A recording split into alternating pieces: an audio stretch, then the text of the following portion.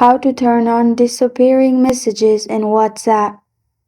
Hi everyone, it's Sophia to assist you today. Without any delay, let's jump right in. Click on the chat you want to turn on disappearing messages in. You'll find this kind of screen pop up. Click on three dots on top right corner of your screen. After you've clicked on three dots on top right corner of your screen, you'll find disappearing messages option. You'll find all these options 24 hours, 7 days, 90 days. Simply select the one you want.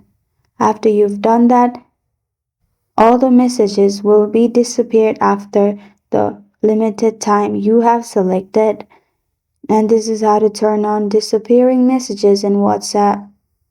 Thank you for joining me today. If this video helps you out, please leave a like and subscribe for more. Got a question or want to suggest a topic, comment below. I am Sophia signing off. Until next time.